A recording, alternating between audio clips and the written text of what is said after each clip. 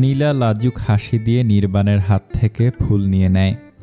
ফুলগুলোতে হাত ছুঁয়ে দিয়ে দেখতে দেখতে শান্ত গলায় বলল, ফুলগুলো সুন্দর, তাই নিয়ে নিলাম। তবে প্রেম করার জন্য কিন্তু রাজি হয়নি।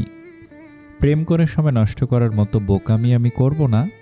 সময় ব্যয় না করে রৌদ্র ভাইয়ের মতো ডিরেক্ট বিয়ে করে নেব।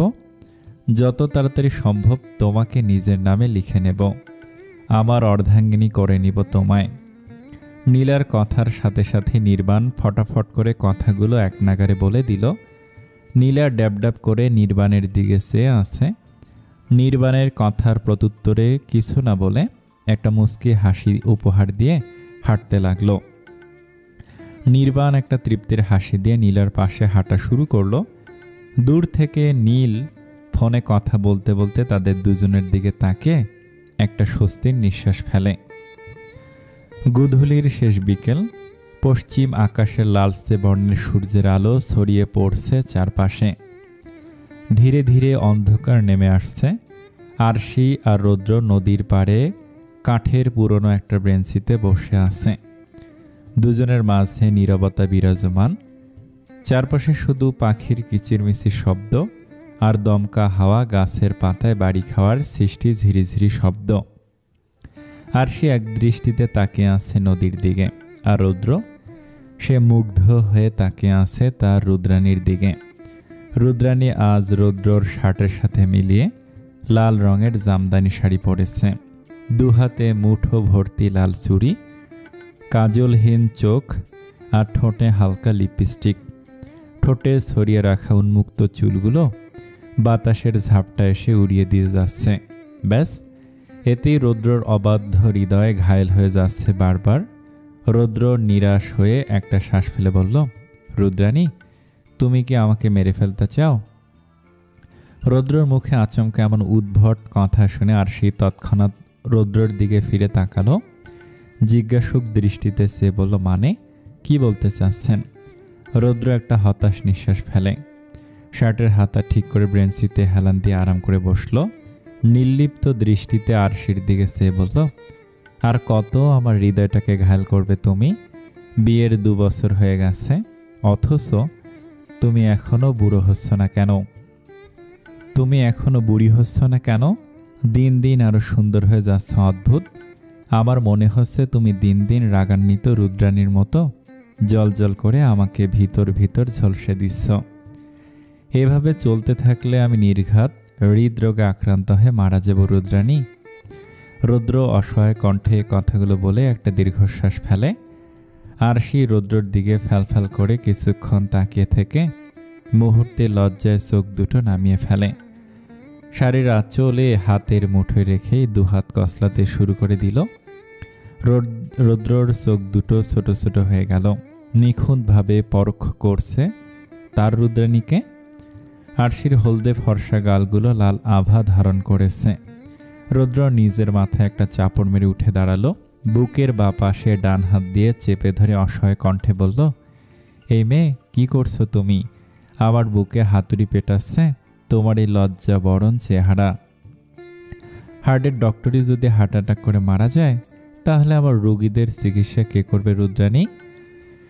আরশি রৌদ্রর কথা শুনে অবাক চোখে তার দিকে তাকালো। রৌদ্র আরশির সামনেই বুকে হাত দিয়ে দাঁড়িয়ে আছে। রৌদ্রর গায়ের জড়ানো লাল শার্ট, কালো প্যান্ট আর হাতে কালো বেল্টের ঘড়ি। রৌদ্রর অবাধ্য চুলগুলো সবসময়ের মতোই কপালে এসে পড়ে আছে। রৌদ্র দ্রুত আরশির কাছে এসে আরশির শাড়ির আঁচল দিয়ে মাথায় বড় করে ঘোমটা টেনে দেয়। আরশির চোখ মুখ পর্যন্ত ঢেকে যায় ঘোমটায়। রৌদ্র ছোট্ট করে একটা শ্বাস ফেলে বলল, উফ আরু, এভাবে তাকাবে না, তুমি বরং আজ থেকে এভাবে ঘোমটা দিয়ে আমার সামনে থাকবে, ঠিক আছে? আরশি ঘোমটা খানিকটা পেছনে ঢেলে দিয়ে মাথা তুলে রৌদ্রর দিকে তীক্ষ্ণ দৃষ্টি নিক্ষেপ করলো। উঠে দাঁড়িয়ে রৌদ্র বুকে আস্তে করে একটা ধাক্কা দিয়ে ক্ষিপ্ত গলায় বলল, দিন দিন পাগল হয়ে যাচ্ছেন আপনি, জানেন? আরশি কথাটা বলে হাঁটা শুরু করে দিল। রৌদ্র মুচকি হেসে আরশির পাশে হাঁটতে হাঁটতে বলল, রৌদ্র তার রুদ্রাণীর জন্য পাগল হবে, এটা স্বাভাবিক। আরশি আর চোখে রৌদ্রর দিকে চেয়ে মনে মনে হাসল। আর কোনো কথা না বাড়িয়ে চুপচাপ হেঁটে যাচ্ছে। রুদ্র আরশির গা ঘেঁষে আরশিকে এক হাতে জড়িয়ে ধরে সামনের দিকে এগিয়ে যেতে লাগলো। আরশি মলিন মুখে কাশফিয়ার রুমে বসে আছে। গতকালই আরশিরা সবাই ঢাকায় এসেছে। এই প্রথম কাশফিয়াকে ছাড়া ঈদ কাটিয়েছে, তাই আরশির মনটা ছটফট করছিল কাশফিয়াকে দেখার জন্য। এই কারণেই ঢাকা এসে সময় নষ্ট না করে সকাল সকাল এসে পড়ল আদ্রাফদের বাসায়। আদ্রাফ তার বাবার সাথে হাঁটতে বেরিয়েছে। কাশফিয়া আরশিকে রুমে বসিয়ে দিয়ে কাজের বাহানা দেখে বাইরে চলে গেছে। প্রায় 15 হয়ে গেছে, অথচ এখনও কাশফিয়া রুমে আসেনি। আরশি বোরিং হয়ে গেছে, এভাবে একা একা বসে থেকে পুরো রুমে পায়চারি করছে। কিছুটা সময় বাদে কাশফিয়া রুমে আসলো। আরশির কাশফিয়ার হাত ধরে বিছানায় বসে নিজেও তার পাশে বসে পড়ে। এক পাশ থেকে আলতো করে জড়িয়ে ধরে মলিন কণ্ঠে বলল, কখন থেকে বসে অপেক্ষা করছি তোর জন্য, কিন্তু তোর তো আসার কোনো নামগন্ধই নেই। আচ্ছা, কেমন আছিস? আর আমাদের পুস্কিটা কেমন আছে? জানিস, তোকে খুব মিস করেছি ঈদের দিন। আমরা তো ছোট থেকে সবগুলো ঈদে একসাথেই ছিলাম, একসাথে ঘুরেছি, এটা ওটা রান্না করার চেষ্টা করে আম্মুদের কাছে বকা খেয়েছি, আরও কত মজা করেছি। সব থেকে বেশি কি মিস করি জানিস?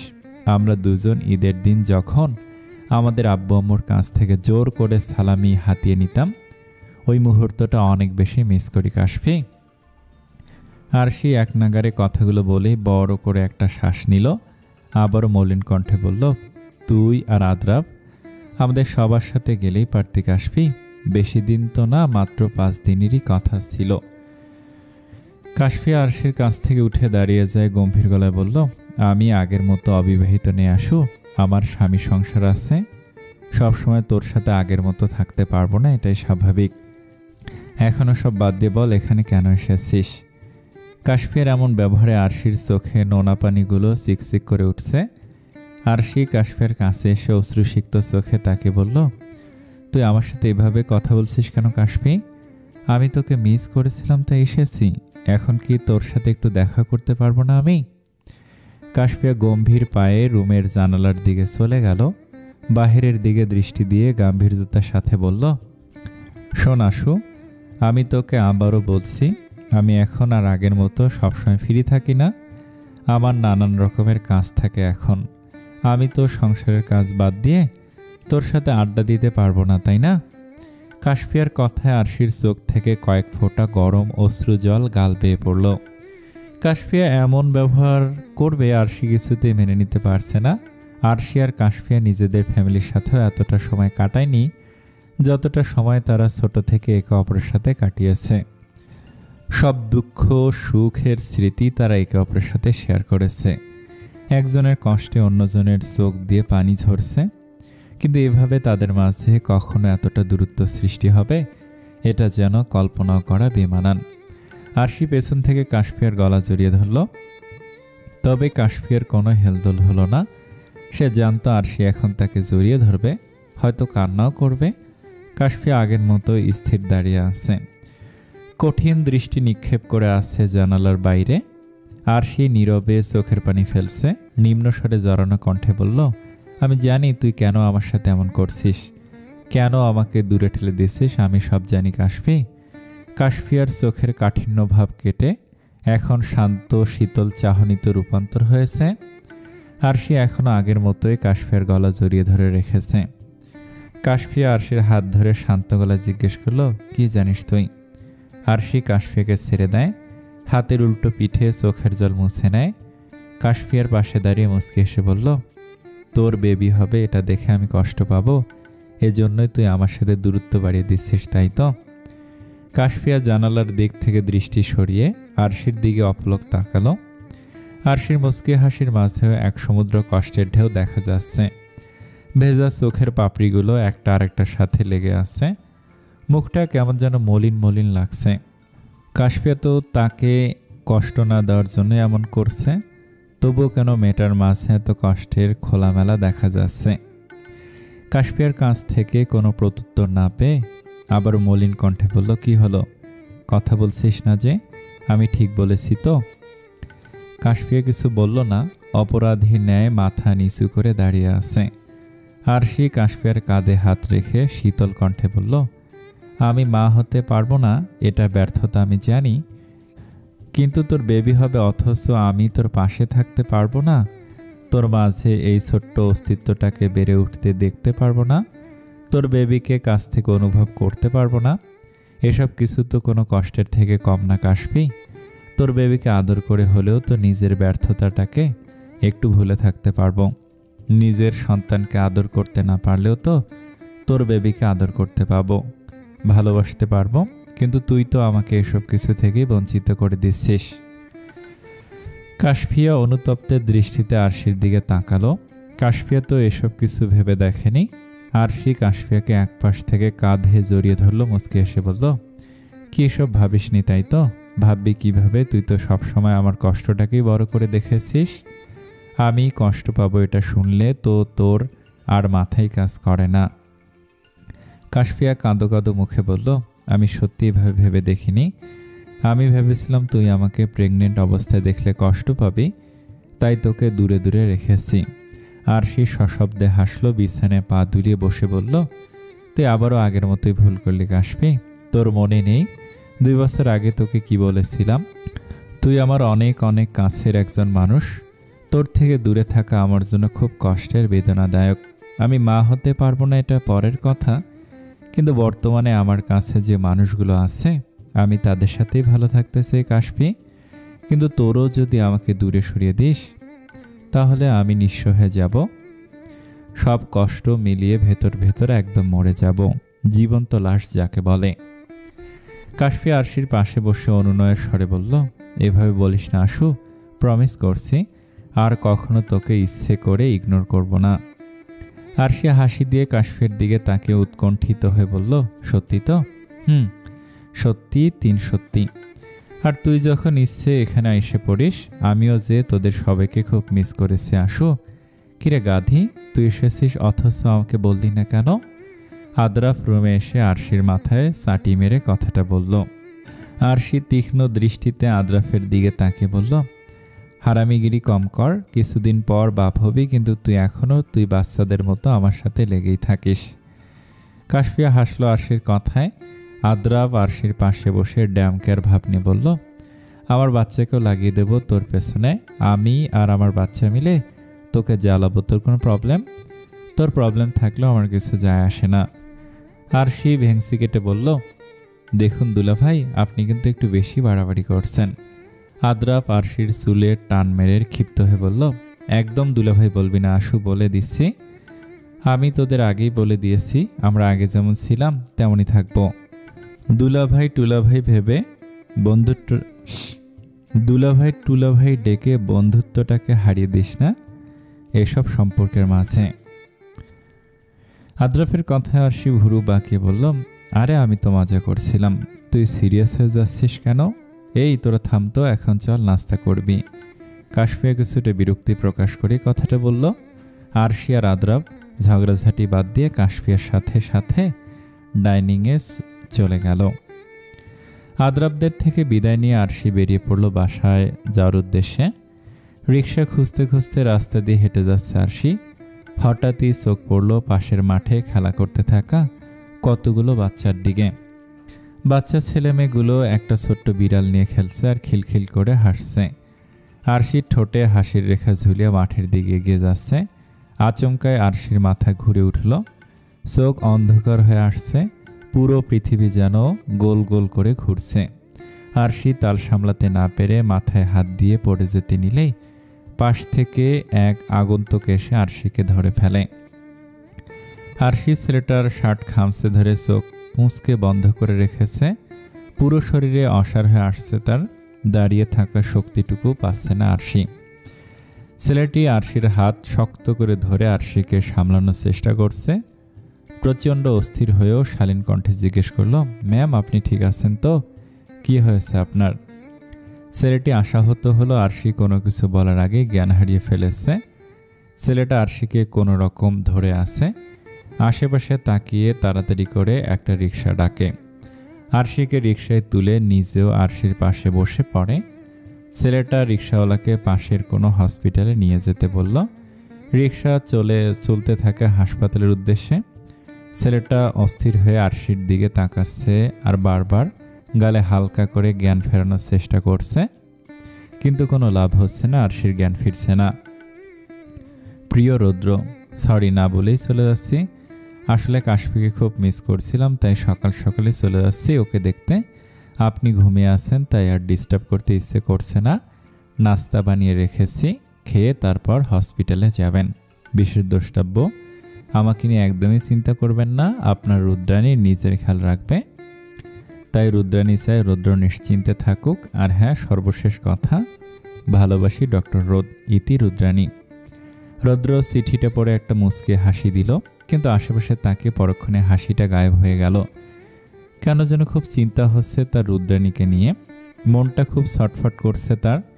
কু ডাকছে। 2 বছরে এই প্রথম ঘুম থেকে উঠে রৌদ্র তার রুদ্রাণীর উজ্জ্বল হাসি মুখখানা দেখতে পায়নি। রৌদ্র একটা তপ্ত নিঃশ্বাস ফেলে। আরশিকে ছাড়া একা একা নাস্তা করার অভ্যাস তার নেই, তাই নাস্তা না করে হসপিটালের উদ্দেশ্যে বেরিয়ে যায়।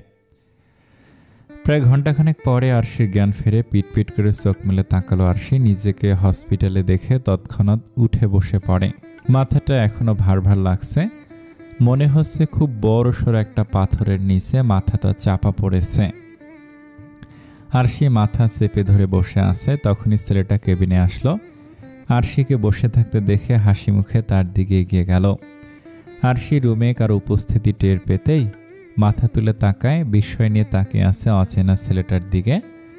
ছেলেটার মুখে অমায়িক হাসি লেগে আছে, চোখগুলো বিড়ালের চোখের মতো। গায়ে কালো রঙের শার্ট প্যান্ট জড়ানো, হাতে রাবারের একটা ব্রেসলেট। ছেলেটা হাসি মুখে বলল, নিজের একটু খেয়াল রাখবেন না তো কি? আর যদি আমি না থাকতাম তাহলে তো রাস্তায় পড়ে থাকতেন আপনি। আরশি নিম্ন স্বরে কৃতজ্ঞতার সাথে বলল, ধন্যবাদ আমার খেয়াল রাখার জন্য। ছেলেটা ভুরু কুঁচকে বলল, এই সময় নিজের একটু বেশি খেয়াল রাখতে হয় জানেন না? একা একা বাহিরে ঘুরে বেড়াচ্ছেন কেন আপনি? আরশি বিস্মিত হয়ে ছেলেটার দিকে তাকালো। এই সময় বলতে ছেলেটা কি বলতে চাইছে ঠিক বুঝে উঠতে পারছে না। আরশি কৌতূহল বশত জিজ্ঞেস করলো, এই সময় মানে কি বোঝাতে চাচ্ছেন আপনি? আরশির কথায় ছেলেটার ভুরু জোড়া আগের চেয়েও খানিকটা বেশি কুঁচকে এলো। আরশির বেডের পাশে রাখা চেয়ারে গা এলিয়ে দিয়ে বসলো।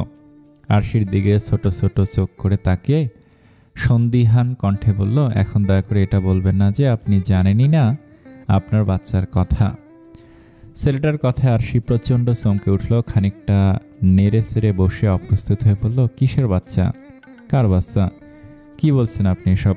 আমি কিছুই বুঝতে পারছি না।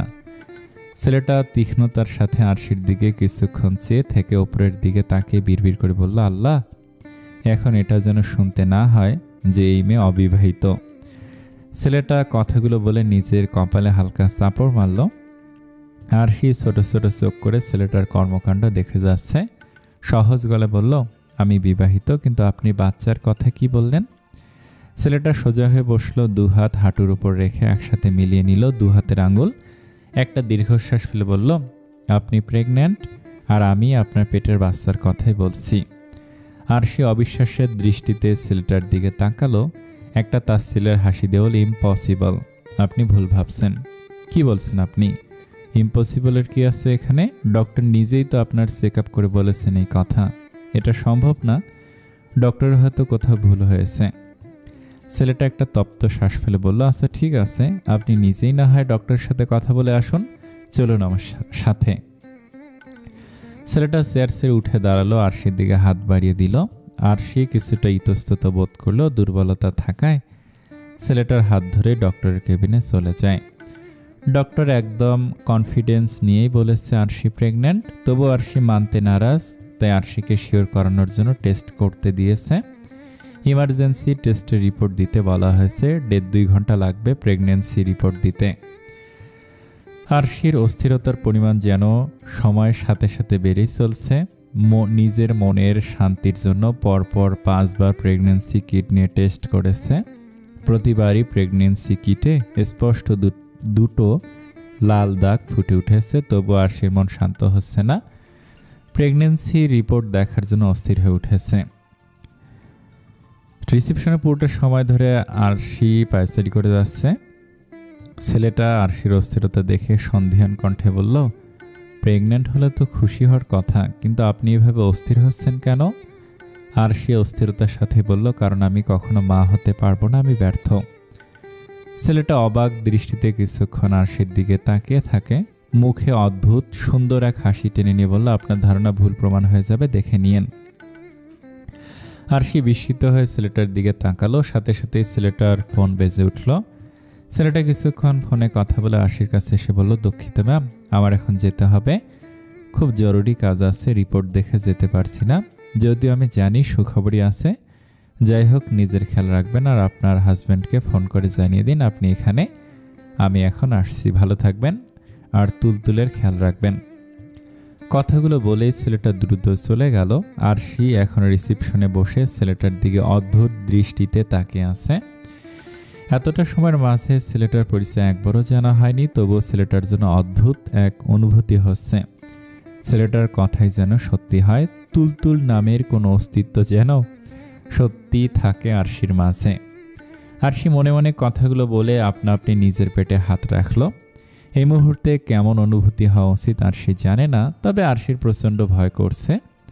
ছেলেটার দিয়ে যাওয়া আশাগুলো ভেঙে যাওয়ার ভয়, কিছুক্ষণের জন্য মাতৃত্বের স্বাদ পাওয়ার স্বপ্নটা ভেঙে চুরমার হয়ে যাওয়ার ভয়ঙ্কর রকমের ভয় হচ্ছে। অপেক্ষা করা কারো জন্য ভালোবাসার, আবার কারো জন্য বিরক্তির, তবে এই মুহূর্তে অপেক্ষা করা আরশির জন্য ভয়, বিষণ্ণতা আর অনিশ্চয়তার। পাওয়া না পাওয়ার মাঝের অনিশ্চয়তার সাগরে ডুবে আছে আরশি। হয়তো এই অপেক্ষার মাধ্যমে জীবনটা আলোকিত হবে, অথবা সব আশা ভেঙে চুরমার হয়ে যাবে। আরশি কেবিনের বাহিরে একটা চেয়ারে বসে আছে, দুহাত কপালে দিয়ে মাথা নিচু করে আছে, চুলগুলো অগোছালো ভাবে ছড়ানো। আর মাত্র আধ ঘন্টা পর আরশির প্রেগন্যান্সির রিপোর্ট দিবে।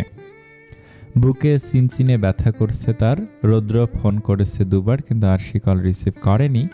রৌদ্রকে এই অনিশ্চিত আশার আলো দেখানোর ক্ষমতা তার নেই। মিথ্যে আশা নিয়ে রৌদ্রের মন ভাঙতে পারবে না আরশি। তুমি এখানে এভাবে বসে আছো কেন? কথাটা কানে আসতে আরশি মাথা তুলে মানুষটার দিকে তাকালো। আরশিকে চেক আপ করা ডক্টর রুবি কৌতূহলী চোখে আরশির দিকে তাকিয়ে আছে, চোখে চশমা, সাদা অ্যাপ্রনের নিচে খয়েরি রঙের শাড়ি গায়ে জড়ানো। কালো চুলের মাঝে কয়েকটা সাদা চুলগুলো যেন তার বয়সের জানান দিচ্ছে। আরশি মলিন মুখে বলল, রিপোর্টের জন্য অপেক্ষা করছি। ডক্টর রুবি আরশির মাথায় হাত দিয়ে বলল, আমার সাথে কেবিনে চলো, আমি এখন ফিরে আসছি, তোমার সাথে বসে কথার ছেলে একটু সময় কাটানো যাবে।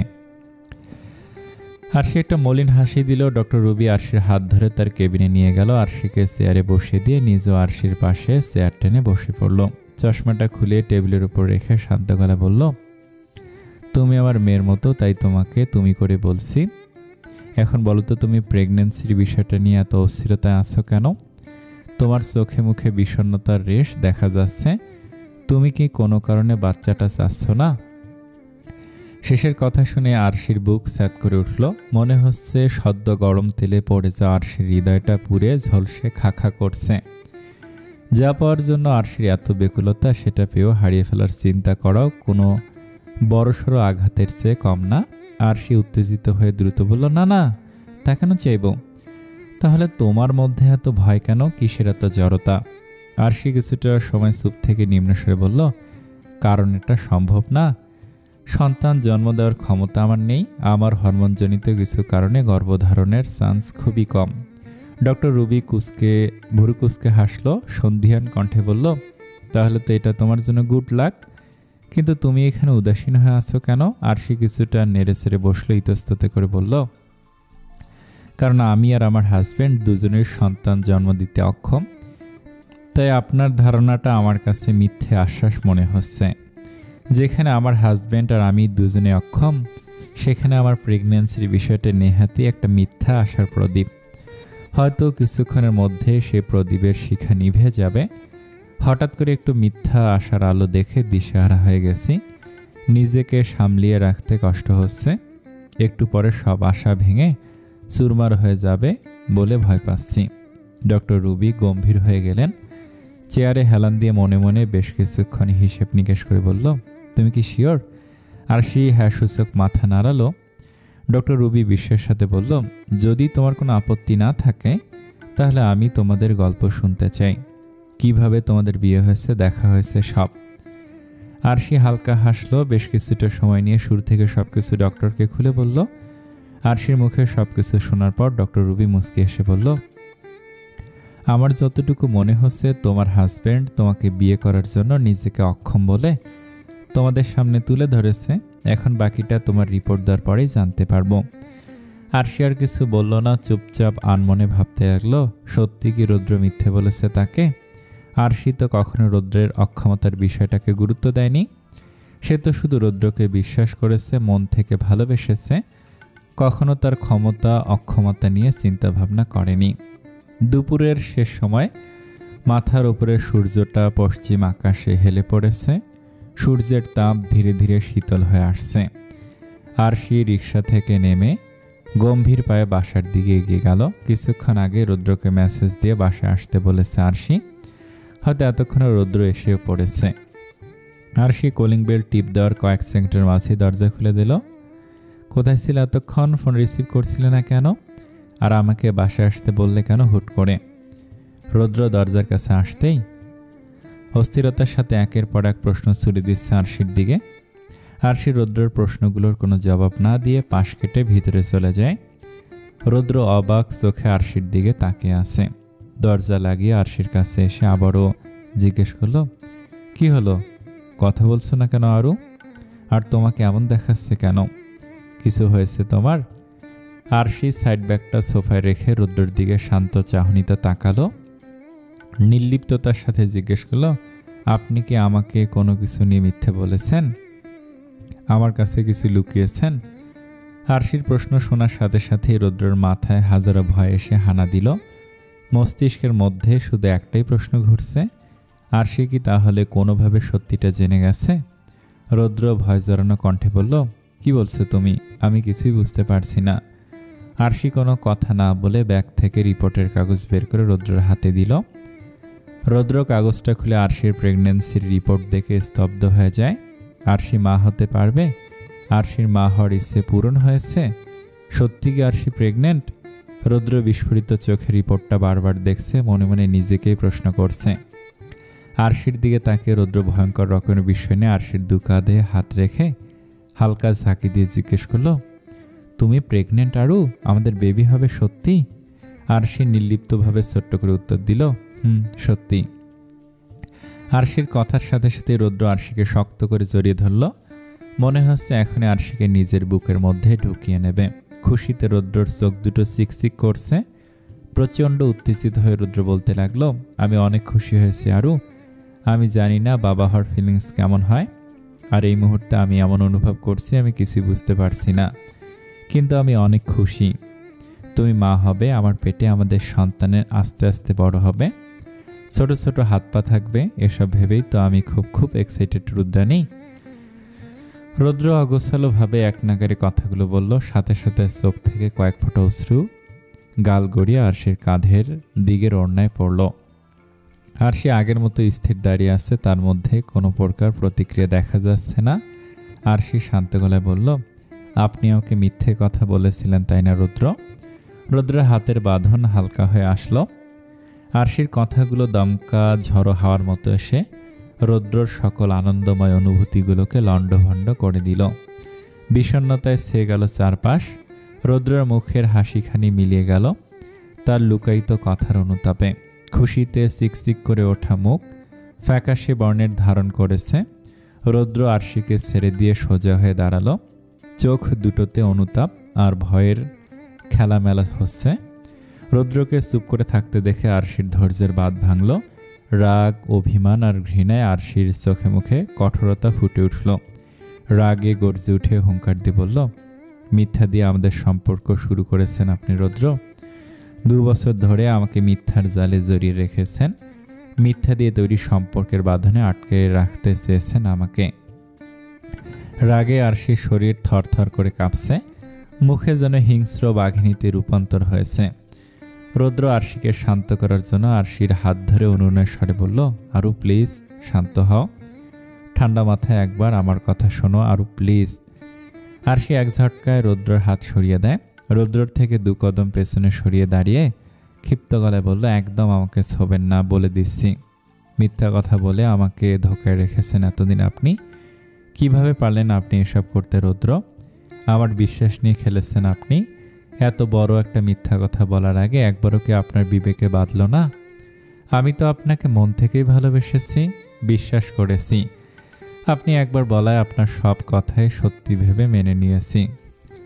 কখনো আপনার অক্ষমতাকে নিয়ে নিজের মাথায় একটু চিন্তা আনিনি, কখনো সন্তানের কথা আপনার সামনে মুখেও নিইনি আপনি কষ্ট পাবেন বলে। সবসময় নিজেকে শক্ত রেখেছি এই ভেবে যে দিন শেষে আপনার বুকে আমার ঠাঁই মিলবে। একটা শক্তপোক্ত বিশ্বস্ত বুক, যেখানে নিজের সব কষ্টগুলোকে তুচ্ছ বলে মনে হয়, যেখানে আছে আকাশ সমপরিমাণ নিঃস্বার্থ ভালোবাসা। কিন্তু না, আপনার কাছে আমি ধোঁকা পেলাম। আপনি আমার বিশ্বাসের অমর্যাদা করেছেন রৌদ্র। রৌদ্র অশ্রুসিক্ত চোখে আরশির দিকে তাকিয়ে আছে। আরশির 2 চোখ দিয়ে অঝরে পানি ঝরছে, বিশুদ্ধ কোমল পানি, যে বিশুদ্ধ নোনা জল দেখেই প্রথমবার রৌদ্র আরশির প্রেমে পড়েছিল কিছু সময়ের জন্য। আজ সেই বিশুদ্ধ ময়ীর নোনা জলগুলো তার বুকে তীরের মতো এসে বিঁধছে, ক্ষত বিক্ষত করে দিচ্ছে তার হৃদয়টাকে। রৌদ্র আরশির দিকে এগিয়ে যেতে নিলে আরশি আবারও দূরে সরে যায়। খবরদার, আমার কাছে আসবেন না আপনি। আমি থাকবো না এখানে। কোনো মিথ্যাবাদীর সাথে আমি থাকতে পারবো না। আরু, আমার কথা শোনো প্লিজ। আমি তোমাকে ধোঁকা দিইনি আরু। হ্যাঁ, আমি মানছি এটা আমি মিথ্যে বলেছি, কিন্তু সেটা আমাদের ভালোর জন্য। আরশি রৌদ্রর কথায় কোনো তোয়াক্কা না করে চোখের পানি মুছে নেয়। সোফা থেকে ব্যাগ নিয়ে তাচ্ছিল্য স্বরে বলল, ভালোর জন্য? আমার বিশ্বাস ভেঙেছেন ভালোর জন্য? আরশি কথাগুলো বলে হনহনিয়ে দরজার দিকে এগিয়ে যাচ্ছে। আমি মানছি আপনি আমাকে ভালোবাসেন বলে কথাটা এমনটা করেছেন, কিন্তু একবারও কি ভেবেছেন যাদের সত্যি এমন প্রবলেম আছে, যারা সত্যিই সন্তান জন্ম দিতে অক্ষম, তাদের কেমন লাগে নিজেদের ব্যর্থতা নিয়ে? আমার প্রবলেম ছিল বলে আমি আপনার মিথ্যে কথাটাকেও সত্যি মেনে নিয়ে আপনার কষ্ট অনুভব করতে পেরেছি। প্রতিনিয়ত ভেবেছি আপনিও হয়তো আমার মতোই ভেতর ভেতর কষ্ট পাচ্ছেন, তাই কখনো আপনার সামনে নিজেকে দুর্বল করিনি। আপনি কষ্ট পাবেন বলে ভালোবাসায় অন্ধ হয়ে গেছেন আপনি, তাই এত বড় মিথ্যা কথাটাও আপনার কাছে তুচ্ছ বলে মনে হয়েছে। মিথ্যা দিয়ে সম্পর্ক শুরু করাটাও আপনার কাছে একটা নিছক ব্যাপার লাগছে, তাই না রৌদ্র? আরশি ধরা গলায় কথাগুলো বলল। আরশির চোখ দুটো নোনা পানি টইটুম্বুর। রৌদ্র মাথা নিচু করে আরশির কথাগুলো শুনে যাচ্ছে। আরশির দরজার দিকে তাকিয়ে সেদিকে এগিয়ে যেতে নিলেই রৌদ্র ঝড়ের বেগে এসে আরশিকে পেছন থেকে জাপটে ধরল। আরশির গলা জড়িয়ে ধরে রৌদ্র অনুনয় করে বলতে লাগলো, আর প্লিজ আমাকে ভুল বলছো না। আমি জানি আমি অনেক বড় মিথ্যা বলেছি। এরকম সিরিয়াস বিষয় নিয়ে মিথ্যা বলা আমার ঠিক হয়নি, আর মিথ্যা কথা বলে সম্পর্কটা শুরু করাও ঠিক হয়নি। আমি আমার ভুল স্বীকার করছি আরু। আমি আজকের দিনটার জন্যই 2 বছর ধরে ভয়ে ভয়ে কাটিয়েছি। আমি জানতাম আমি আমার মিথ্যার জন্য একদিন না একদিন ঠিকই শাস্তি পাবো। তুমি আমাকে যা ইচ্ছে শাস্তি দাও, আমি মেনে নেব, কিন্তু প্লিজ আমাকে ছেড়ে যেও না আরু। আরশি হতবাক হয়ে দাঁড়িয়ে আছে, চোখ দুটো বিস্ময়ে বড় বড় হয়ে আছে রৌদ্রর কথা শুনে। আরশি রৌদ্রর হাত ছাড়ানোর চেষ্টা করে বলল, আমাকে ছাড়ানো রৌদ্র। রৌদ্র আরশিকে আরো শক্ত করে নিজের বুকের সাথে চেপে ধরে। আরশির মাথার সাথে নিজের গাল মিশিয়ে নিয়ে অনুতাপের সাথে বলল, আরো প্লিজ এই শেষবারের মতো আমাকে মাফ করে দাও। আর কখনো মিথ্যে কথা বলবো না। তুমি যা শাস্তি দিবে আমি সব মাথা পেতে নিব। তুমি যা করার আমার সাথে থেকে করো, তবু প্লিজ আমাকে ছেড়ে যেও না। আমরা একসাথে থেকে সব ভুল বোঝাবুঝি ঠিক করে নেব। তুমি একটু শান্ত হও প্লিজ, আরু প্লিজ। রৌদ্র উত্তেজিত হয়ে এক নাগারে আরশিকে অনুরোধ করে যাচ্ছে। আরশি এবার কিছুটা ক্ষেপে যায়। রৌদ্র ভাবল কিভাবে সে রৌদ্রকে সত্যি সত্যি ছেড়ে চলে যাবে। আরশি রৌদ্রর হাত ছাড়ানোর চেষ্টা করে ক্ষিপ্ত গলায় বলল, রৌদ্র ছাড়ুন আমাকে। রৌদ্র আরশিকে ছাড়ছে না। আরশিকে হারিয়ে ফেলার ভয়ে আরশি শক্ত করে জাপটে ধরে রেখেছে আরশিকে। মনে হচ্ছে আরশিকে ছেড়ে দিলে আরশি মুক্ত পাখির মতো উড়ে যাবে। আরশি এবার খানিকটা রেগে চাপা কণ্ঠে বলল, উফ, কি শুরু করেছেন এসব? ছাড়ুন আমাকে, ব্যথা পাচ্ছি তো। আর আপনি কি আমাদের দুজনের মধ্যকার ঝগড়া রাগারাগি বাহিরের মানুষকেও শোনাতে চাচ্ছেন নাকি রৌদ্র? রৌদ্র আরশিকে ছেড়ে দেয়। বিস্মিত হয়ে আরশির দিকে তাকে ছোট্ট করে জিজ্ঞেস করলো, মানে? আরশির দরজার লক লাগিয়ে শক্ত গলায় বলল, দরজার লকটা তো ঠিক মতো লাগাতে পারেন না আপনি, যত সব। শোনো সামনে থেকে। আরশিকে দরজা লাগিয়ে দিতে দেখে রৌদ্র প্রচণ্ড খুশিতে আবারও আরশিকে জড়িয়ে ধরল। আরশি ভোরকে গিয়ে নাক মুখ কুঁচকে রৌদ্রকে ছাড়ানোর চেষ্টা করছে। রৌদ্র আরশিকে ছেড়ে দিয়ে আরশির হাত শক্ত করে ধরে সোফায় বসিয়ে দিল। আরশির ব্যাগটা নিয়ে অন্যদিকে রেখে দেয়। আরশির পাশে গা ঘেঁষে বসে জিজ্ঞেস করলো, তুমি কিভাবে জানলে এসব? আর প্রেগন্যান্সির কথা কখন জানলে? আমাকে আগে কেন বলনি? আরশি রৌদ্রের দিকে তীক্ষ্ণ দৃষ্টি নিক্ষেপ করলো। রাগান্বিত দৃষ্টিতে কিছুক্ষণ তাকিয়ে থেকে অন্যদিকে মুখ ফিরিয়ে নেয়। একটা তপ্ত শ্বাস ফেলে শান্ত গলায় রৌদ্রকে সব বলতে লাগলো। আরশির কথা শেষ হতে রৌদ্র অস্থিরতার সাথে বলল, অজ্ঞান হয়ে গিয়েছিলে তুমি? এখন ঠিক আছো তো আরু? আর আমাকে কেন ফোন দাওনি তুমি? রৌদ্র একসাথে কতগুলো প্রশ্ন আরশির দিকে ছুড়ে দিল। আরশি নির্লিপ্ততার সাথে রৌদ্রের দিকে চেয়ে বলল, আমি ভেবেছিলাম ডক্টরের কোথাও ভুল হয়েছে, তাই আপনাকে এসব বলে মিথ্যা আশার আলো দেখে কষ্ট দিতে চাইনি। কিন্তু আমি তো বুঝতেই পারিনি আপনি আগে থেকে আমাকে মিথ্যে বলে আসছেন। রৌদ্রের মুখ ফ্যাকাশে হয়ে গেল। মাথা নিচু করে নিম্ন স্বরে বলল, তুমি বিয়ে করতে রাজি হচ্ছিলে না, তাই এই বাধ্য হয়ে এই মিথ্যে কথাটা বলতে হয়েছে। তোমাকে মিথ্যে বলে সম্পর্ক শুরু করার অনুতাপের আগুনে ভেতর ভেতর আমি ঝলসে যাচ্ছিলাম আরও। সব সময় আমার বলা মিথ্যের জন্য তোমাকে হারিয়ে ফেলার ভয় পেতাম। আরশি রৌদ্রের থেকে মুখ ঘুরিয়ে নেয়। সোফা সেরে উঠে দাঁড়ায় রৌদ্রের দিকে তীক্ষ্ণ দৃষ্টি নিক্ষেপ করে বলল, আমি আপনাকে মাফ করে দিয়েছি, এটা ভেবে ভুল করবেন না। মিথ্যে বলার শাস্তি আপনি নিশ্চয়ই পাবেন ডক্টর রৌদ্র। আরশির কথাগুলো বলে রুম থেকে চলে গেল। রৌদ্র ভুরু কুঁচকে আরশির যাওয়ার দিকে চেয়ে আছে। সে খুব ভালো করেই জানে আরশির রাগ কিছুক্ষণের মধ্যে উধাও হয়ে যাবে। আরশি প্রেগনেন্ট, তার সন্তান এখন আরশির পেটে। এই সময় আরশি নিশ্চয়ই রৌদ্রের ওপর রাগ করে থাকতে পারবে না। তাদের অনাগত সন্তানের কথা ভেবে খুশিতে গদগদ করে ওঠে রৌদ্রের মন। রৌদ্রর সকল বিষণ্ণতা নিমিষে খুশির ঝলকে পরিণত হয়ে গেল। রৌদ্র বাবা হবে ভেবেই যেন খুশির জ্বরে ভেসে যাচ্ছে তার মন। আরু, এটা কেমন শাস্তি দিচ্ছ তুমি? প্লিজ রুমে আসো। বিকেল থেকে কথা বলছো না, আমাকে শুতে দিচ্ছ না। এসব না হয় মানলাম, কিন্তু এখন এই রুমে এসে থাকার কি মানে? একই বাসায় আমরা আলাদা আলাদা রুমে থাকবো নাকি? তুমি ভালো করেই জানো তোমাকে ছাড়া একা একা ঘুমানোর অভ্যাস আমার নেই। রৌদ্র আরশির দরজার কাছে দাঁড়িয়ে মলিন মুখে কথাগুলো বলে যাচ্ছে, কিন্তু আরশির কোনো সাড়া দিচ্ছে না। বিকেল থেকে আরশি রৌদ্রর সাথে কথা বলা বন্ধ করে দিয়েছে। রাতেও চুপচাপ ডিনার করার পর আরশি বেডরুমে না গিয়ে অন্য রুমে এসে ভেতর থেকে দরজা লাগিয়ে দেয়। সেই থেকে রৌদ্র আরশিকে অনুরোধ করে যাচ্ছে রুমে আসার জন্য। আরশি রুমের ভেতরে চুপচাপ বিছানায় বসে আছে। রৌদ্রকে সাহায্য করার জন্য এটাই একমাত্র মাধ্যম। রৌদ্র আবারও দরজায় ধাক্কা দিয়ে বলল, আরু দরজা খোলো। তুমি দরজা না খোলা অবধি আমি কিন্তু এখান থেকে যাব না, বলে দিচ্ছি। রৌদ্র দরজায় হেলান দিয়ে নিচে বসে পড়ল। রৌদ্র খুব ভালো করে জানে আরশি তাকে সাহায্য করার জন্য এমনটা করছে, আর এটাও জানে তার রুদ্রাণী কখনো তার ওপর বেশিক্ষণ রাগ করে থাকতে পারবে না। রৌদ্র একটা হতাশ নিঃশ্বাস ফেলে সুর তুলে গান গাওয়া শুরু করলো আরশির উদ্দেশ্যে। যদি বলি আমার প্রতিটা রাত তোমার কোলে চাই, বলো ঠোঁটের ছোঁয়ায় আদর মাখাবে গালে। যদি বলি হ্যাঁ হাসছি আমি শুধুই তুমি আমার তাই, বলো ছেড়ে তো দেবে না কখনো মনের ভুলে। আরশি তার চিরচেনা গান আর গলার স্বর শুনে বিছানা ছেড়ে উঠে দাঁড়ায়। ঠোঁটের কোণে হালকা হাসির রেখা টানে। দরজার কাছে এসে দাঁড়ায়। রৌদ্র আবারও দরজায় কয়েকবার করাঘাত করে গান গাইতে লাগে। গোধূলি আকাশ মুছে দিল আজ, অযথা দূরে তবু তুমি আজ, অভিমানী ভুল ধরবে আঙুল, মন করে বায়না, তুমি কি আমায় করবে পাগল, শাড়ির আঁচল চোখের কাজল, প্রেমে যদিও পড়ে যাবে হায়, দেখো যদি আয়না। বাঁচি এই বিশ্বাসে, শেষ নিঃশ্বাসে তোমাকেই পাশে চাই, তুমি না থাকলে আমি শূন্য এ মহাদেশে, যদি ঘুমিয়েও পড়ি শেষ ঘুমে আমি তবু তোমাকে চাই। তুমি স্বপ্নে এসো রূপকথার এই দেশে, আমি বুকের মাঝে জাপটে জড়িয়ে যত কথা আছে সবই তোমাকে বলি। আমি কান পেতে সেই মনের গভীরে লুকোনো যন্ত্রণা শুনে ফেলি। তুমি অভিমানে খুব হয়ে গেলে চুপ, ভুল মেনে নিয়ে কত কত সরি বলি। রৌদ্র এই লাইনগুলো গেয়েই চুপ হয়ে যায়।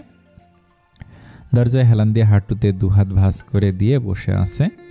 আর সেই সকল রাগ অভিমান ভুলে গিয়ে হাসি মুখে রুমের দরজা খুলে দেয়। দরজা খোলার সাথে সাথে রৌদ্র তাল সামলাতে না পেরে পেছনের দিকে ঢলে পড়ে যায়। রৌদ্রকে পড়ে যেতে দেখে আর সে পিক করে হেসে দিয়ে গান গাইতে লাগলো। ভাবি থাকবই রেগে গম্ভীর মুখে, তোমার কথায় দুধ তো আমি হেসে ফেলি। মারপিট আর ঝগড়াঝাটিরা শান্তি চাইবে শেষে, তাই অভিমান ভুলে আদর মাখতে তোমার কাছে এসে। রৌদ্র মেঝেতে শুয়ে থেকেই আরশির দিকে চেয়ে আছে। আরশির মুখে হাসি রেখে রৌদ্রের দিকে হাত বাড়িয়ে দিল। রৌদ্র আরশির হাত ধরে উঠে বসে। আরশি রৌদ্রের পাশে বসে নম্রতা সহকারে বলল, সরি বিকেলের জন্য। আপনি এমন একটা সিরিয়াস কথা নিয়ে 2 বছর ধরে আমাকে মিথ্যা বলে আসছেন, ভেবে আমার মাথা নষ্ট হয়ে গিয়েছিল। রাগের মাথায় বেশি কিছু বলে থাকলে ক্ষমা করে দিয়েন। রৌদ্র আরশিকে এক পাশ থেকে জড়িয়ে ধরে জড়তার সাথে বলল, তোমার কোনো ভুল নেই আরু, আমি ভুল করেছিলাম তোমাকে মিথ্যা বলার জন্য। আমি তোমাকে পাওয়ার জন্য কোনো কিছু না ভেবেই তখন মিথ্যে বলে ফেলেছিলাম, কিন্তু একবারও ভেবে দেখিনি এই মিথ্যের ফলাফল কি হতে পারে। আরশি হালকা হেসে বলল, আচ্ছা এসব বাদ দিন, যা হয়ে গেছে, কিন্তু এখন আমাকে প্রমিস করুন আর কখনো আমার কাছে কিছু লুকাবেন না, আর মিথ্যে কথাও ভুলে বলবেন না। রৌদ্র হাসি দিয়ে আরশির হাত ধরে বলল, ওকে প্রমিস করছি আর কখনো মিথ্যে বলবো না। আচ্ছা এসব ঝগড়াঝাটির মাঝে তো তুলতুলের কথা ভুলেই গেছি। নীল ওদের কাউকে তো কিছুই বলা হয়নি তুলতুলের কথা। আরশির কথায় রৌদ্র ভুরু বাঁকিয়ে তার দিকে তাকালো।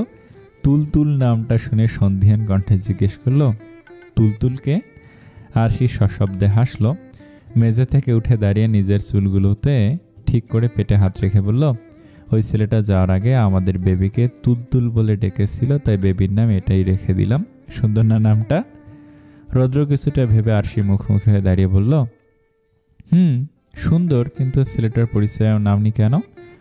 তখন এত চিন্তার মাঝে এসব কিছুই মাথায় ছিল না, তাই ছেলেটার নামও জিজ্ঞেস করা হয়নি। আরশি কিছুটা আফসোসের স্বরে কথাগুলো বলল। রৌদ্র আরশির কাঁধে হাত রেখে বলল, আচ্ছা থাক এসব কথা, এখন রুমে চলো, আমি তোমাকে ছাড়া ঘুমাতে পারি না, তুমি খুব ভালো করেই জানো। আরশি মুচকি হেসে রৌদ্রের সাথে রুমে চলে যায়। আরশি আর রৌদ্র বিকেলে বেরিয়েছে ভার্সিটির পাশের সেই চিরচেনা কৃষ্ণচূড়া গাছটার উদ্দেশ্যে। আরশি নীল ওদেরকে ফোনে এই সুখবরটা দিতে চায় না, তাই সবাইকে জরুরি কথা বলার বাহানা করে বিকেলে তাদের পুরনো আড্ডার জায়গায় আসতে বলেছে। আরশি নিজের চোখে তাদের সবার রিয়াকশন দেখতে চায়। তার প্রেগন্যান্টের কথা শুনে সবাই নিশ্চয়ই অনেক বেশি অবাক হয়ে যাবে, হয়তো খুশিতে আত্মহারা হয়ে যাবে। আরশি কথাগুলো ভাবতে ভাবতে ভার্সিটিতে এসে পড়ে। দূর থেকে কৃষ্ণচূড়া গাছের দিকে তাকিয়ে কাউকে দেখতে পেল না। কিছুক্ষণের মধ্যেই হয়তো সবাই এসে পড়বে। রৌদ্র আর আরশি কিছুটা এগিয়ে যেতেই গাছের সাথে হেলান দিয়ে নীলকে দাঁড়িয়ে থাকতে দেখতে পেল। নীলের ব্যাক সাইড দেখা যাচ্ছে, অন্য পাশে মুখ ঘুরিয়ে নীল ফোনে কথা বলতে ব্যস্ত। আরশি রৌদ্রকে ইশারায় চুপ করে দাঁড়িয়ে থাকতে বলে। আস্তে আস্তে শব্দহীন পায়ে নীলকে ভয় দেখানোর জন্য এগিয়ে যায় আরশি। নীলের কিছুটা সামনে আসতে নীলের ফোনালাপ শুনে আরশি থমকে দাঁড়িয়ে যায়। স্তম্ভিত হয়ে গেছে আরশি। তুমি চিন্তা করো না, আমি আছি তো। আমি থাকতে তোমার বিয়ে অন্য কারোর সাথে হতে দিব না। আমি আজকেই বাসায় তোমার কথা বলবো, তুমি নিশ্চিন্তে। নীল আর পুরো কথা শেষ করতে পারলো না, তার আগে আরশি রেগেমেগে নীলের পিঠে সজোরে এক থাপ্পড় বসিয়ে দেয়। হঠাৎ আরশির থাপ্পড়ের চোটে নীল তাল সামলাতে না পেরে সামনের দিকে পড়ে যেতে নিলেই কৃষ্ণচূড়া গাছের সাহায্যে বেঁচে যায়। ফোনটা হাত থেকে ছিটকে গিয়ে কিছুটা দূরে পড়ল। নীল এক হাত পিঠে ঠোঁট কামড়ে চাপা আর্তনাদ করে ওঠে। চোখে ভয়ঙ্কর কৌতূহল নিয়ে পেছন ফিরে তাকায়। আরশি লাল রঙের কুর্তি আর কালো ওড়না গায়ে জড়িয়ে চোখমুখ শক্ত করে দাঁড়িয়ে আছে। দু চোখ দিয়ে যেন আগ্নেয়গিরির জ্বলন্ত লাভা বের হচ্ছে। চাহনি দিয়েই নীলকে ঝলসে দেওয়ার মতো রাগ দেখা যাচ্ছে আরশির চোখে। নীলের ভুরু জোড়া খানিকটা কুঁচকে এলো, ফোনটা তুলে নিয়ে পকেটে রেখে আরশির দিকে এগিয়ে আসলো। চাপা কণ্ঠে জিজ্ঞেস করলো, এটা কি হলো আশু? আমাকে মারলি কেন, তাও আবার এত জোরে? আমার পিঠ আগুনের মতো জ্বলছে। এত শক্তি কই থেকে আসলো তোর চিকন শরীরে? নীলের কথায় আরশির রাগ যেন আকাশ ছুঁই অবস্থা। প্রচণ্ড রাগে যেন মুখ দিয়ে কথাই বের হচ্ছে না। নীলা আর নির্বাণ রৌদ্রের সাথে কথা বলতে বলতে আরশির দিকে এগিয়ে আসে। নির্বাণ আরশির কাছে এসে হাসি মুখে জিজ্ঞেস করলো, কেমন আছো পাশের বারান্দা ওরফে ক্রাশ ভাবি? আচ্ছা 1 মিনিট, কিছুদিন পর তো তুমি আমার শালিও হয়ে যাবে। বাহ, এটা দেখছি 3 in 1 হয়ে গেল। নির্বাণ কথাগুলো বলে হেসে দিল। রৌদ্র আর নীলাও হাসছে। নীল হাসতে গিয়েও আরশির রাগান্বিত চেহারা দেখে আর হাসার সাহস দেখালো না। আদ্রাফ কাশফের হাত ধরে হেঁটে আসতে আসতে জিজ্ঞেস করলো, কি নিয়ে এত হাসাহাসি হচ্ছে এখানে? নীলা তাদের দুজনের দিকে এক অপলক তাকে নির্বাণের হাসি মুখের দিকে তাকালো। একটা স্বস্তির নিঃশ্বাস ফেলে বলল, তেমন কিছু না, কেমন আছিস তোরা? কাশফিয়া হালকা হাসি দিয়ে বলল, আমরা ভালো আছি, তোদের কি অবস্থা আশু, তুই কেমন? কাশফিয়া আরশির দিকে তাকাতেই চুপ হয়ে যায়। আরশির চোখ মুখের অবস্থা দেখে কিছুটা চিন্তিত গলে জিজ্ঞেস করলো, কিরে আশু, তোর কি কিছু হয়েছে? এভাবে দাঁড়িয়ে আছিস কেন? চোখ মুখ এমন দেখাচ্ছে কেন তোর? কাশফিয়ার কথায় সবাই কিছুটা বিস্ময় নিয়ে আরশির দিকে তাকায়। আরশি চোখ মুখ শক্ত করে চুপচাপ দাঁড়িয়ে আছে। নীল জড়ানো শ্বাস ফেলে বলল, ভূতে ধরেছে ওরে, এসে আমার পিঠে কত জোরে একটা থাপ্পড় মারছে। আল্লাহ, ওর এত শক্তি, আমার তো আগে জানা ছিল না। আদ্রাফ ভাই দেখতো আমার পিঠে ওর হাতের ছাপ পড়েছে কিনা। নীল আদ্রাফের দিকে এগিয়ে যেতে আরশি দাঁতে দাঁত চেপে শক্ত গলে বলল, এই হারামি আমাদের কাউকে না জানিয়ে প্রেম করে বেড়াচ্ছে। মিষ্টি মিষ্টি কথা বলে প্রেমিকাকে বিয়ের জন্য সান্ত্বনা দিচ্ছে। ভাবতে পারছিস ও কত দূরে চলে গেছে? ফোনে প্রেমালাপ করতো আর আমাদের শোনাতো যে অফিস থেকে জরুরি কল এসেছে। আরশির কথা শুনে নীল চুপসে যায়। কিছু বলার মতো মুখের ভাষা তার নেই। বাকি সবাই বিস্ফোরিত বোমার মতো চোখ দুটো বড় বড় করে নীল আর আরশিকে দেখে যাচ্ছে। আদ্রাফ ভয়াবহ উত্তেজনা নিয়ে জিজ্ঞেস করলো, কিরে নীল, এসব কি সত্যি বলছে আশু? নীল কিছু বলছে না, নিচের দিকে তাকিয়ে কাঁচুমাচু করছে। আরশি আবারও ক্ষিপ্ত গলায় বলল, এই হারামজাদারে কি জিজ্ঞেস করছিস? আমি নিজ কানে শুনেছি ও ফোনে কথা বলেছিল। নীলা সরু চোখে নীলের দিকে তাকিয়ে ভাবুকতার সাথে বলল, এখন বুঝলাম কেন তুই যখন তখন ফোনের দিকে তাকে মুচকি মুচকি হাসতি। আদ্রাফ ডান হাতে নীলের গলা শক্ত করে পেঁচিয়ে ধরে। নীলের কথা মাথা আদ্রাফের হাতের মাঝে রেখেই বুকের কাছাকাছি নিয়ে এসেছে। নীল আদ্রাফের হাত ধরে ঝুঁকে দাঁড়িয়ে রইল। আদ্রাফ রাগান্বিত কণ্ঠে বলল, শালা তুই লুকাইয়া লুকাইয়া প্রেম মারাস আর আমাদের সবারই মিথ্যা কথা কস। আমরা কি তোর গার্লফ্রেন্ডের নিয়ে ভাইগা যেতাম নাকি হারামির বাচ্চা? তুই তো ফ্রেন্ড নামের কলঙ্ক। নীল আদ্রাফের হাত ছাড়ানোর চেষ্টা করতে করতে অস্বস্তির সাথে বলল, আদ্রাফ ব্যথা পাচ্ছি তো, আমাকে ছাড়, আমি সব বুঝিয়ে বলছি। নীল আর কাশফিয়া একসাথে চেঁচিয়ে বলে উঠল, আদ্রাফ ওরে ছেড়ে দিলে আজ তুইও মায়ের খাবি বলে রাখলাম। কাশফিয়া নীলের কাছে এসে পিঠে ঘুষি মেরে ঝাঁঝালো কণ্ঠে বলল, তুই আমাদের সবার কাছে কথা লুকিয়ে রাখলি কি করে? কুত্তা বাটপার, তুই আমাদের সত্যি সত্যি বন্ধু মনে করিস কিনা সন্দেহ আছে। নীলে এগিয়ে এসে নীলের পায়ে লাথি মেরে রাগান্বিত কণ্ঠে বলল, শয়তান বজ্জাত পোলা, আমি তোর মায়ের পেটের একমাত্র যমজ বোন, আমার কাছে কিভাবে লুকিয়ে রাখলি তুই? নীল অসহায় কণ্ঠে বলল, আরে বোন, আমারে কিছু বলার সুযোগ তো দিবি তোরা নাকি? আরশি জ্বলন্ত চোখে নীলের দিকে তাকায়। বাঘিনীর রূপ ধারণ করে নীলের কাছে এসে নীলের চুলগুলো নিজের হাতের মুঠোয় বন্দি করে নেয়। সাথে সাথে নীল চেঁচিয়ে ওঠে। আদ্রাফ নীলের পেছনে একটা লাথি মেরে বলল, চুপ থাক শালা, একদম চেঁচামেচি করবি না। আরশি নীলের চুলগুলো মাথা উঁচু করে আরশির মুখোমুখি করে। আদ্রাফ এখনো নীলের গলা পেঁচিয়ে ধরে আছে। নীলের জান যায় অবস্থা দেখে রৌদ্র আর নির্বাণ একে অপরের দিকে চাঁচই করে। নির্বাণ একটা শুকনো ঢোকলে বলল, ভাই, এইগুলোর এমন মাস্তানি রূপ তো আমি আগে দেখি নাই, বাপরে বাপ, কি রাগ এই মেয়েগুলোর। রৌদ্র আর নির্বাণ দুজনই দীর্ঘশ্বাস ফেলে ব্রেঞ্চিতে বসে পড়ে। পায়ের ওপর পা তুলে দিয়ে পেছনের দিকে হেলান দিয়ে রৌদ্র আর নির্বাণ বেশ আরাম করে বসে আছে। তাদের দুজনকে দেখে মনে হচ্ছে তারা কোনো মজাদার অ্যাকশন মুভি দেখছে, খুব এনজয় করছে তাদের মারামারি দেখে। এবার বলো সব কিছু, কে তোর সেই নায়িকা যাকে সবার কাছ থেকে আড়াল করে সিন্ধুকে তালা মেরে রেখেছিস? নীলা আরশির হাত ধরে চুলের বাঁধন কিছুটা হালকা করার ব্যর্থ চেষ্টা করলো। আমতা আমতা করে বলল, এই ভার্সিটিতেই আমাদের জুনিয়র, তোরা সবাই চিনিস ওকে। নীলা নীলের মাথার পেছনের দিকে একটা থাপ্পড় মেরে বলল, নাম বল কুত্তা। আর আমাদের পাশের ক্লাসের শুভ্রতা। নীলের কথা শুনে সবাই যেন আর এক দফা চমকে উঠল। চারজন একসাথে জোরে চেঁচিয়ে বলল, কি? আদ্রাফ নীলের সাথে গলা ছেড়ে দিয়ে বিস্ময় নিয়ে নীলের দিকে তাকালো। কাশফি অবাক হয়ে জিজ্ঞেস করলো, শুভ্রতা মানে আমাদের ভার্সিটির টিচারের মেয়ে? নীল মাথা ঝাঁকালো। আরশি সহ বাকি সবার চোখ বেরিয়ে আসার উপক্রম। আদ্রাফ উৎকণ্ঠা হয়ে বলল, তোর সাহস তো কম না নীল, তুই স্যারের মেয়ের লগে টাঙ্কি মারস? এই কারণে শুভ্রতা আমাদের সামনে আসলে লজ্জায় কাঁচুমুচু করত। নীল একটা বোকা হাসি দিয়ে বলল, আসলে শুভ্রতা আমাকে না করেছিল আমাদের সম্পর্কের কথা কাউকে না বলতে, আমাকে দিয়ে প্রমিস করিয়েছিল, তাই তোদের কিছু বলিনি। আরশি ড্যাব করে নীলের দিকে তাকে সন্দিহান কণ্ঠে জিজ্ঞেস করল, কবে থেকে চলছে সব? নীল চুলগুলো ঠিক করে শার্টের কলার ঠিক করতে করতে লাজুক চেহারে বলল, আমি তো অনেক আগে থেকেই পছন্দ করতাম, কিন্তু। নীল থেমে যায়। নীলা ভুরু কুঁচকে বিরক্তির সাথে বলল, ন্যাকামি না করে বল, কবে থেকে প্রেম করে যাচ্ছিস? নীল মাথা চুলকে একটা মেয়েকে হাসি দিয়ে বলল, এই তো বেশি দিন হবে না, হয়তো 1-1.5 বছর। নীল কথাটা বলে দাঁত কেলিয়ে হাসে। নীলের হাসি দেখে যেন সবার শরীরে জল জল করে আগুন জ্বলে উঠল। আরশি চেঁচিয়ে বলল, হারামির বাচ্চা, তুই 1.5 বছর ধরে প্রেম করছিস, অথচ আমাদের কাউকে কিছু বলিস নি? আমাদের বেলায় তো খুব ভাব নিয়ে আসিস, ভাই সেজে জ্ঞান দিতে, এখন কই গেল তোর ভাইগিরি?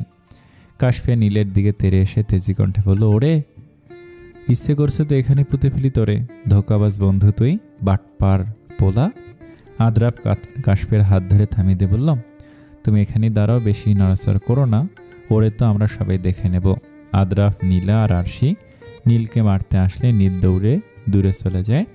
আদ্রাফ নীলকে ধরার চেষ্টা করেও পারে না। আরশি আর নীলাও পেছন পেছন দৌড়াচ্ছে। রৌদ্র আড়মোড়া ভেঙে তাদের দিকে গম্ভীরভাবে পা ফেলে এগিয়ে যায়। আরশির সামনে এসে আরশির হাত ধরে থামিয়ে দেয়। গম্ভীর গলায় শাসনের সুরে বলল, এই সময় এভাবে দৌড়ানো সেফ না আরু, তুলতুলের কথা ভুলে যেও না, নিজের সাথে সাথে তুলতুলেরও খেয়াল রাখতে হবে তোমার। রৌদ্রের কথা শুনে সবাই থেমে যায়। ভুরু বাঁকিয়ে সন্দেহের দৃষ্টিতে তাকিয়ে আছে রৌদ্র আরশির দিকে। আরশি মাথা নিচু করে ফেলে রৌদ্রের কথায়। নির্বাণ সহ বাকি 4 জন রৌদ্রের দিকে এগিয়ে আসে। নির্বাণ বিস্ময় নিয়ে জিজ্ঞেস করল, এই সময় মানে কি ভাই? আর তুলতুল আবার কি? আরশি লজ্জায় মাথা নুয়ে ফেলে। রৌদ্র কোনো ভনিতা না করেই বলে দিল, তুলতুল মানে তোর ভাই আর পাশের বারান্দার অনাগত সন্তান। রৌদ্রর কথায় সবার চোখ রসগোল্লার মতো গোলাকৃতি হয়ে গেল। অপ্রত্যাশিত কিছু বলে ফেলেছে মনে হচ্ছে। কাশফিয়া কাঁপা কাঁপা গলায় জিজ্ঞেস করল, আপনার আর আশুর অনাগত সন্তান? রৌদ্র দুহাত আড়াআড়িভাবে ভাঁজ করে বলল, আমাদের সন্তান। মানে আমাদের আশু প্রেগন্যান্ট? নীলার প্রশ্নে এবার রৌদ্র ভুরুজোড়া কুঁচকে এলো। রৌদ্র একটা শ্বাস ফেলে বলল, হ্যাঁ, আমাদের আরু প্রেগন্যান্ট। নীল আরশির দিকে গিয়ে আসে। আরশি লজ্জায় মাথা নিচু করে আছে, অস্বস্তিতে হাত কসলাচ্ছে। গাল দুটো হালকা লাল আভা ধারণ করেছে। নীল আরশির দিক থেকে মুখ ঘুরিয়ে রৌদ্রের দিকে সে নির্লিপ্ত গলায় বলল, আপনি সত্যি বলছেন? রৌদ্র একটা হতাশ নিঃশ্বাস ফেলে বিরক্তি প্রকাশ করল, সত্যি, 3 সত্যি, 1000 সত্যি। সাথে সাথে সবাই একসঙ্গে খুশিতে চেঁচিয়ে উঠল। নীল আরশিকে জড়িয়ে ধরে। চোখ দুটো পানিতে চিকচিক করছে নীলের। খুশিতে আত্মহারা হয়ে গেছে। আনন্দের ঝলক চোখের পানি হয়ে উপচে বেরিয়ে আসতে চাইছে, কিন্তু ছেলেদের যে কান্না করতে নেই। সমাজের সকলের তৈরি সেই পুরনো নিয়ম মানতে নীল নিজের চোখ দুটোকে বাধা দিচ্ছে। চিকচিক করা অশ্রুগুলো চোখের মাঝে রেখে আরশির দিকে মাথা তুলে তাকায়। আরশির 2 কাঁধে হাত রেখে জড়ানো কণ্ঠে বলল, আমি তোকে বলেছিলাম না তুই ব্যর্থ না, দেখলি তো আমি মামা হব এখন, তুই মা হবি আশু, তুই ব্যর্থ না। আরশির অশ্রুসিক্ত চোখে মুচকে হাসি দিয়ে মাথা নাড়ালো। কাশপিয়া এসে আরশিকে জড়িয়ে ধরে কান্না করে দেয়। আরশি কাশপিয়ার পিঠে হাত বুলিয়ে দিচ্ছে। কাশপিয়া শক্ত করে জড়িয়ে ধরে রেখেছে আরশিকে। কান্নারত অবস্থায় কাশপিয়া জোরালো শ্বাস ফেলে, থেমে থেমে বলল, আজ আমি অনেক খুশি আশু। আমি জানতাম আল্লাহ কখনো তোকে এভাবে কষ্ট দিবে না। তোর মতো মেয়ে কখনো কষ্ট পেতেই পারে না। এখন থেকে তুই নিশ্চয়ই নিজেকে ব্যর্থ মনে করবি না আশু, তাই না? বিশ্বাস হয়েছে তো এবার তুই যে ব্যর্থ না। নীলাও এসে আরশিকে জড়িয়ে ধরে, কাঁদো কাঁদো গলায় বলল, অবশেষে তোর জীবনের সকল কষ্ট মুছে গেল আশু। আজ থেকে তুইও আর 10টা মেয়ের মতোই নিজেকে মনে করবি। তুই সম্পূর্ণ একটা মেয়ে, পরিপূর্ণ মেয়ে। তুইও বাকি মেয়েদের মতো মাতৃত্বের স্বাদ পাবি। খুব তাড়াতাড়ি তুইও মা ডাক শুনবি। তোর মাঝেও নতুন এক অস্তিত্ব বেড়ে উঠবে। আমিও তো বাবা হচ্ছি, কই আমাকে তোকে অভিনন্দন জানাচ্ছেন না? রৌদ্রের কথায় আরশি সবাইকে ছেড়ে দূরে গিয়ে দাঁড়ালো। সবাই ফ্যালফ্যাল করে তাকিয়ে আছে রৌদ্রের দিকে। রৌদ্র দুহাত ভাঁজ করে গোমরা মুখে দাঁড়িয়ে আছে। সবাই কিছুটা সময় চুপ থেকে হুট করে আদ্রাফ আর নীল রৌদ্রের ওপর ঝাঁপিয়ে পড়ল। আচমকা এমন করে রৌদ্র নিজেও তাল সামলাতে না পেরে হারিয়ে ফেলে তাল। পেছনের দিকে পড়ে যেতে নিলে নির্বাণ তাড়াতাড়ি করে রৌদ্রের পেছনে এসে 2 হাতে রৌদ্রের পিঠে ভর দিয়ে সোজা করে দাঁড় করিয়ে দেয়। আদ্রাফ আর নীল একসাথে রৌদ্রকে জাপটে জড়িয়ে ধরে আছে। আদ্রাফ উৎকণ্ঠা হয়ে বলল, আপনাকে অনেক শুভেচ্ছা ভাইয়া, অভিনন্দন আর ধন্যবাদ ভাইয়া। আপনার জন্য সব হয়েছে, আপনাকে অভিনন্দন জানাতে কি ভুলে যাই? রৌদ্র মুচকি এসে বলল, অভিনন্দন জানাচ্ছ নাকি মেরে ফেলার চেষ্টা করছো? আদ্রাফ রৌদ্রকে ছেড়ে দেয়। তবে নীল এখন আগের মতো রৌদ্রকে জড়িয়ে ধরে আছে। রৌদ্র নীলের পিঠে আলতো করে হাত রাখতে নীল কিছুটা নড়ে চড়ে ওঠে। রৌদ্রকে জড়িয়ে ধরে আবেগপ্রবণ হয়ে নিম্নস্বরে বলল, আপনাকে ধন্যবাদ দিয়ে ছোট করব না রৌদ্র ভাই। আপনি আমাদের আশুর জন্য যা করেছেন তা হয়তো অন্য কেউই করতো না। আপনার ভালোবাসার কাছে আশুর ব্যর্থতাও হার মেনে নিয়েছে। আশুকে এত ভালোবাসার আনন্দে পরিপূর্ণ জীবন দেওয়ার জন্য আমরা সবাই আপনার কাছে কৃতজ্ঞ। আশু আমাদের সকলের জান, ওর মাঝে আমাদের সকলের হাসি আনন্দ আটকে আছে। আর আপনি আমাদের জানটাকে ভালোবেসে আগলে রেখেছেন। আপনার ঋণ আমরা কখনো শোধ করতে পারবো না। কিরে, এভাবেই থাকবি নাকি তুই? কাশপিয়ার কথায় নীল সকলের অগোচরে নিজের চোখের পানি মুছে নেয়। রৌদ্রকে ছেড়ে দিয়ে একটা তৃপ্তির হাসি মুখে টেনে বলল, এত বড় সুসংবাদটা তাই একটু বড় করে অভিনন্দন জানালাম। কাশপিয়া হাসি মুখে আবারও আরশিকে জড়িয়ে ধরল। নির্বাণ আরশির কাছে এসে বলল, বাহ ক্রাশ ভাবি, এবার দেখছি পাশের বারান্দায় একটা ছোট্ট রোদ এসে হানা দিবে। ভাই এবার তোমার ভালোবাসার ভাগ পড়বে, বুঝলে তো? এখন থেকে সব ভালোবাসা এই ছোট্ট তুলতুলে রোদের জন্য থাকবে। নির্বাণের কথা শুনে সবাই হেসে দেয়। রৌদ্র একটা তপ্ত শ্বাস ফেলে বলল, রৌদ্র আর রুদ্রাণীর ভালোবাসা মৃত্যুর পরেও একই রকম থাকবে। নীলা আরশিকে হালকা ধাক্কা দিয়ে বলল, বাহ কি নিরন্তর ভালোবাসা আশু, তোরা তো দেখছি দিন দিন অনেক বেশি রোমান্টিক হয়ে যাচ্ছিস। আরশি লজ্জে মাথা নুয়ে ফেলে। সবার সামনে রৌদ্রের এমন লাগামহীন কথায় আরশির প্রচণ্ড অস্বস্তি বোধ করছে। আদ্রাব আরশির মাথায় টোকা মেরে বলল, ইস, লজ্জাবতী লজ্জায় লাল হয়ে নুয়ে পড়ছে। থামবেন, আমাদের সামনে এত আলগা লজ্জা দেখাতে হবে না। আরশি মাথা তুলে আদ্রাফের দিকে তীক্ষ্ণ দৃষ্টি নিক্ষেপ করে। আদ্রাফের পায়ে একটা লাথি মেরে ব্রেঞ্চিতে যেয়ে বসে পড়ল। নীলা, কাশপিয়া, আদ্রাফ আর নির্বাণও আরশির দিকে এগিয়ে যাচ্ছে। রৌদ্র আর নীল একসাথে আস্তে আস্তে হেঁটে যাচ্ছে। রৌদ্র কিছুটা দূরে বসে থাকা আরশির দিকে দৃষ্টি দিয়ে শান্ত গলায় বলল, জানো তো নীল, আরও খুব বেশি লাকি। তোমাদের মতো বন্ধু পাওয়া সত্যি খুব সৌভাগ্যের ব্যাপার। তোমরা এক একজন আরুকে নিজের ফ্যামিলির মতো আগলে রেখেছ। একটা ছোট্ট বাচ্চাকে তার মা যেভাবে আগলে রাখে ঠিক সেভাবেই তোমরা আরুকে আগলে রেখেছ। বিশেষ করে তুমি আরুকে নিয়ে যতটা চিন্তা করো, ভয় পাও, ততটা হয়তো আজকাল আপন ভাইও নিজের বোনের জন্য করে না। এই স্বার্থপরের পৃথিবীতে তোমাদের নিঃস্বার্থ বন্ধুত্বটা আসলে খুব অবাক করার মতো। দোয়া করি সারা জীবন তোমাদের এই নিঃস্বার্থ ভালোবাসা আর বন্ধুত্বটা অটুট থাকুক। নীল একটা অমায়িক হাসি উপহার দিয়ে বলল, রৌদ্র রুদ্রাণীর ভালোবাসাও সারা জীবন অটুট থাকুক, মন থেকে দোয়া করি। রৌদ্র তৃপ্তিদায়ক একটা হাসি দিল। আরশিদের কাছে আসতেই নির্বাণকে উদ্দেশ্য করে বলল, নির্বাণ, তুই একটু আমার সাথে হসপিটালে চল, আমার কিছু কাজ আছে, তুই না হয় আমার সাথে থাকিস ততক্ষণ। এখন ওরা নিজেদের মতো করে আড্ডা দিক, আমরা পরে আসবো, তারপর সবাই একসাথে ডিনার করে বাসায় যাব, কেমন? নির্বাণ রৌদ্রর পাশে এসে দাঁড়িয়ে হাসি দিয়ে বলল, ঠিক আছে ভাই নীলাদ্রি, আমি যাচ্ছি, একটু পরেই চলে আসবো, আমাকে আবার মিস করো না কিন্তু। নির্বাণ শেষের কথাগুলো নীলার দিকে তাকে একটা চোখ টিপ দিল। নীলা ক্ষিপ্ত গলায় বলল, আমি একদমই আপনাকে মিস করব না। নির্বাণ হাসল, শান্ত গলায় বলল, সেটা না হয় পরেই বুঝতে পারবে, ভাই চলো।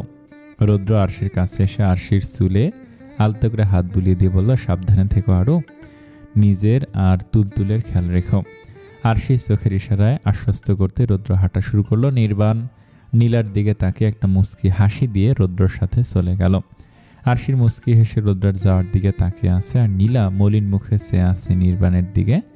নীল খোঁচা দিয়ে নীলাকে বলল, নির্বাণ ভাই, যেতে না যেতেই তোর মুখে আধার নেমে আসলো, আর একটু আগেই তো বললি নির্বাণ ভাইকে মিস করবি না। নীলা অপ্রস্তুত হয়ে একটা হাসি দিল, পরক্ষণে লজ্জা মাথা নিচু করে ফেলে। আদ্রাফ নীলার লাজুক চেহারা দেখে এক তৃপ্তির হাসি দেয়, যে হাসি অন্য কারো চোখে পড়েনি, অন্য কেউ বুঝতে পারেনি এই হাসির মানে। কাশফিয়া নীলার কাঁধে হাত রেখে একটা স্বস্তির নিঃশ্বাস ফেলে, কিন্তু কেন এই স্বস্তির নিঃশ্বাস তা কেউ জানে না। আচ্ছা এখন চলো ক্যাম্পাসটা একটু ঘুরে দেখে, অনেক দিন ধরে দেখি না। কাশফিয়ার কথায় সবাই সায় দিল, হইচই করে পুরো ক্যাম্পাস ঘুরে ঘুরে দেখতে লাগলো। পুরনো সকল স্মৃতি যেন মাথার মধ্যে নাড়া দিয়ে উঠল সবার। মাঠের মাঝখানে এসেই সবাই বসে পড়ল কঞ্চি কচি ঘাসের ওপর। পুরো ভার্সিটি ফাঁকা, মানুষজন নেই বললেই চলে, নেই কোনো হইচই ভিড়ভাড়, শুধুমাত্র আছে এক আত্মার 5টি দেহ। এই 5 জন মানুষের দেহ আলাদা হলেও তাদের আত্মাটা যেন 3 অক্ষরের একটা বন্ধুত্ব শব্দের মাঝে আটকে আছে।